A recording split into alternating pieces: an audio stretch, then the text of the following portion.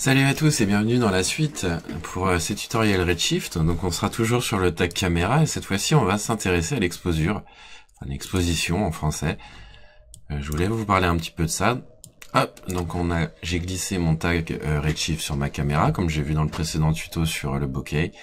On va voir l'exposition, on va l'activer.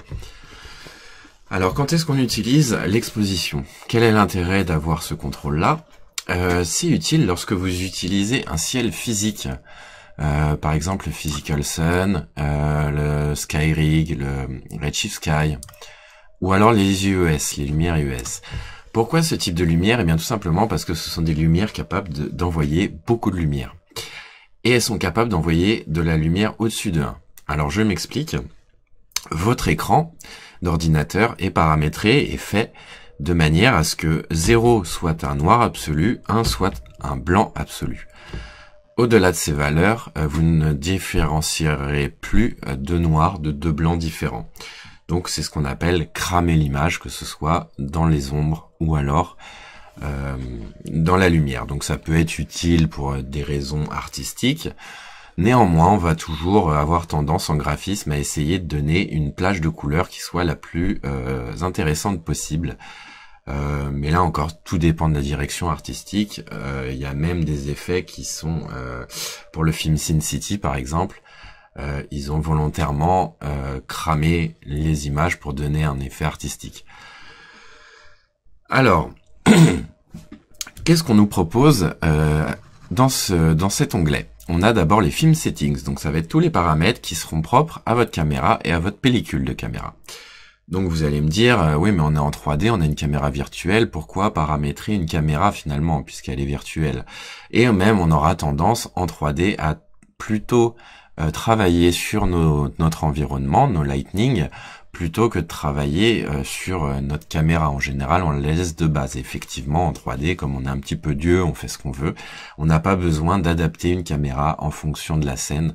On adapte toujours notre scène en fonction de la caméra.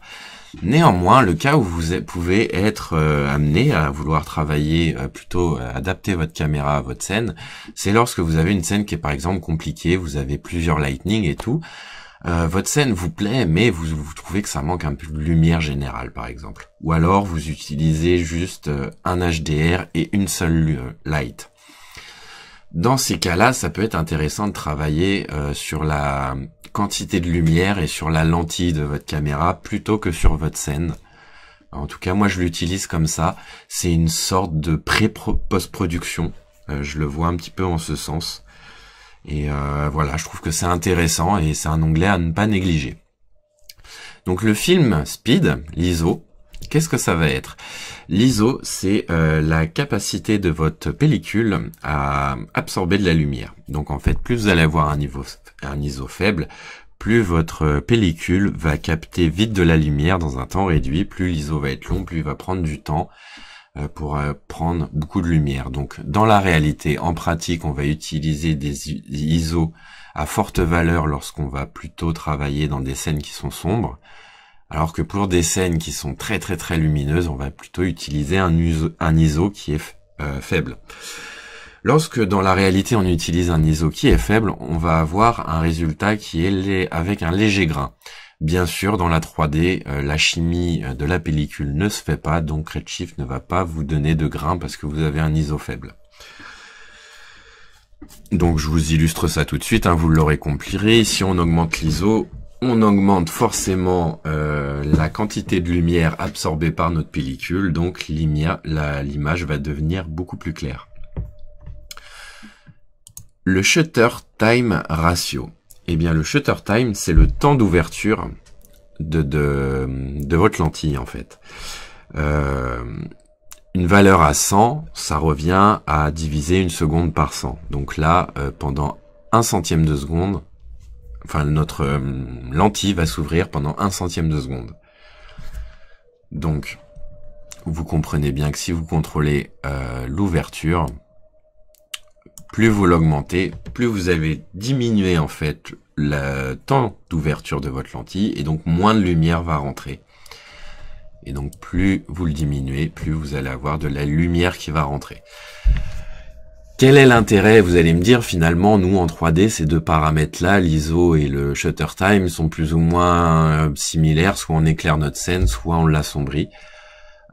Effectivement, mais vous allez le faire de manière différente, comprenez bien, et c'est pour ça que je prends du temps pour vous expliquer les paramètres, puisque vous n'allez pas éclaircir ou assombrir votre scène de la même manière. Donc prenez vraiment ça en compte, même si d'un aspect visuel, comme ça, on regarde vite fait, on dit oui, bah c'est juste plus clair ou plus sombre. Non, ça l'est, oui, mais d'une certaine manière.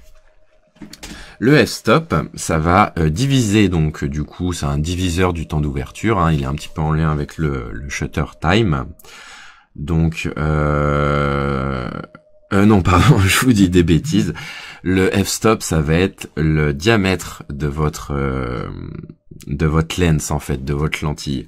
Donc, vous comprenez que plus vous avez un f-stop qui est faible, plus vous allez avoir un diamètre qui est faible, donc moins de lumière va rentrer. Et donc, plus votre image va être claire. Mais elle va être claire de manière proportionnelle. Vous voyez, là, j'ai mis une valeur très faible, et néanmoins, on a toujours, malgré que j'ai cramé 90% de mon image, on a toujours des nuances. Et vous voyez, donc en fait, le f-stop va plutôt travailler sur les hautes valeurs et laisser ce qui est un petit peu dans l'ombre de côté. Donc ça va éclaircir votre scène, mais de manière proportionnelle et non linéaire. Donc c'est vraiment ça en fait qu'il faut prendre en compte. Vous allez avoir des paramètres qui sont plutôt linéaires ici, alors que là le f-stop va être plutôt proportionnel. Ensuite, on a les white points. Donc ça, c'est tout simplement ce qui... Vous allez définir qu'est-ce qu'un blanc parfait dans votre image. Donc là, un blanc parfait, bah, c'est une valeur de 1. Si je tends vers le noir, eh ben, je vais dire que voilà, mon blanc parfait, ça va être plutôt quelque chose de gris. J'ai un fort f-stop. Hop. Je vais remettre les paramètres, tout réinitialiser, voilà. Donc voilà, vous définissez ici, vous voyez, c'est assez subtil, hein, vous pouvez même mettre de la colorimétrie, donc du coup vous voyez que ça joue sur la couleur.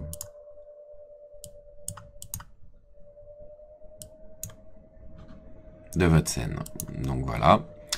Je vais enlever cette light et je vais réduire peut-être un petit peu l'exposition de ma scène parce qu'elle est un peu forte. Voilà.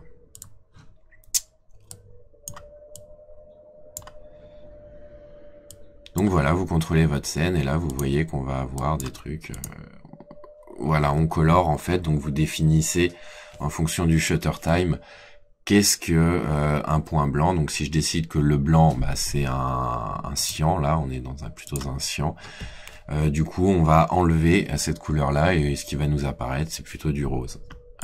Si je mets par exemple du coup du rose, vous allez voir notre image apparaît vert. Si je mets du vert, notre image nous apparaît un petit peu plus bleu, dans les tons bleu-violet. Donc vous définissez ici qu'est-ce qu'un point blanc. Donc bien sûr pour quelque chose de réaliste et neutre, on va laisser blanc. Ensuite on a la vignette. Donc la vignette c'est tout simplement du vignettage, hein, comme vous avez dans la post-production avec After Effects ou Photoshop, hein, vous ajoutez une vignette, il n'y a rien de... C'est cool de l'avoir mis, franchement. Et je motiverai toujours les moteurs de rendu ou les gens qui font des plugins à essayer de mettre des petites choses comme ça dans ces 4D. C'est toujours intéressant d'avoir des outils de correction colorimétrique générale, puisque ça permet je trouve que c'est bien de travailler directement comme ça. Ensuite, on a le tone mapping. Qu'est-ce que le tone mapping? Eh ben, c'est le contrôle de la lumière qui est supérieur à 1. Donc, comme je vous l'ai expliqué, votre écran ne pourra pas avoir de lumière supérieure à 1. Hop là. Désolé, Mike. Mais néanmoins, les valeurs sont là. Donc, comme je vous ai dit, une IES ou un Sky peut donner des valeurs plus fortes que 1 et du coup, vous allez forcément cramer votre lumière. En général, c'est pas ce qu'on veut, sauf pour raisons artistiques. Donc, on peut contrôler en fait ces valeurs trop exposées grâce au tone mapping. Donc, on a l'overexposure. Donc, ça contrôle ce qu'il y a au-delà de 1, donc dans les blancs. Le 0, ça veut dire que la lumière doit être très forte pour avoir un blanc parfait. Donc, alors bien sûr, il faut cocher ici Hollow Exposure Desaturation. Sinon, donc ça permet ici de désaturer aussi notre image. Hein. Si vous vraiment voulez utiliser Slider, vous pouvez sans jouer avec la saturation, mais c'est mieux d'avoir la saturation qui est en lien. Sinon, Redshift ne va prendre en compte que le blanc et le noir et pas la saturation de votre couleur. Je vais prendre quelque chose d'un petit peu plus contrasté. Donc, si vous mettez une valeur ici très faible, il va vous falloir une très forte lumière avec une forte intensité pour avoir des blancs parfaits. Hop, je retourne dans mon tag. Alors que si on l'augmente, vous voyez, on a plus de nuances qui se fait. Donc ça permet de clamper en fait, les blancs. Donc moins vous en mettez, moins vous allez avoir de clamp. Hein. Si vous mettez 0, vous lui dites voilà, là vous voyez qu'on a un dégradé parfait, on a du blanc parfait ici et on a un très fort dégradé. Alors que là, vous voyez, notre zone de blanc parfait a pris toute la place. Donc je vous conseille de mettre une valeur à 0.1 minimum et de cocher ici.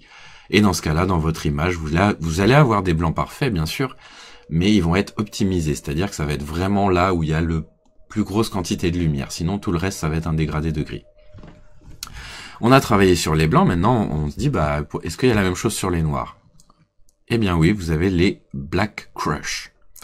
Donc, qu'est-ce que c'est que le Black Crush? Ça va être ce qui va permettre de contrôler les noirs parfaits, donc ce qui va être dans l'ombre. Pour ça, je vais diminuer un petit peu l'intensité. Même la mettre très forte. Enfin, très faible. Voilà, donc le Black Crush Amount, qu'est-ce que c'est? Donc c'est ce qui nous permet en fait de contraster les noirs. Hein. Si vous avez une valeur ici à 0, ça ne marche pas. Si vous avez un 1, l'effet marche à 100%, donc c'est-à-dire qu'il va prendre la valeur la plus sombre de votre image et il va en faire un noir absolu, il va créer ainsi un dégradé entre le blanc absolu et le noir absolu. Là, vous voyez sur mon image, j'ai un lightning parfait. Il y a d'un côté où il y a de la lumière, des blancs parfaits, là où il n'y en a pas, des noirs parfaits, et tout le reste, c'est un dégradé. Vous contrôlez ensuite le threshold, ça va être la courbe en fait un petit peu, donc on est toujours de 0 à 1, les points sont toujours là, mais le contraste va se faire via le threshold. Donc plus on l'augmente, plus on va avoir des lumières qui vont être sombres, et plus on le diminue, moins on va avoir de contraste dans les noirs. Et enfin, vous allez avoir la saturation, qui vous permet tout simplement de faire du noir et blanc ou du surcoloré. Donc ça va être la quantité de couleurs. Vous voyez ici, on contrôle la quantité de noir et de blanc. Et là, c'est la même chose, en fait, c'est la saturation. C'est tout simplement la quantité de couleurs. Ou la quantité de blanc qu'il y a dans votre couleur. Donc ça peut être intéressant de travailler ça un petit peu avant de partir en post-production. En tout cas, cet outil est vraiment pratique. Je vous encourage à utiliser ces différents paramètres d'exposition. Comme je vous l'ai dit, moi je l'utilise en fin de projet pour régler ma caméra en fonction de la scène, voir si je fais rentrer plus de lumière, moins, si je clampe les blancs, si je mets plus de... J'assombris plus, j'assombris les noirs. Enfin voilà, vous avez plein de paramètres qui sont intéressants. C'est intéressant d'avoir cet autre point de vue. Soit vous paramétrez vraiment votre scène. Enfin, en général, c'est ce que vous faites quand vous construisez votre scène. Vous paramétrez vos lumières et tout. Et en toute fin, vous prenez un point de vue différent, c'est-à-dire le point de vue de la caméra, et vous paramétrez, vous réajustez votre scène via la caméra. Donc voilà, c'est tout pour moi. On se retrouve bientôt pour un prochain tuto.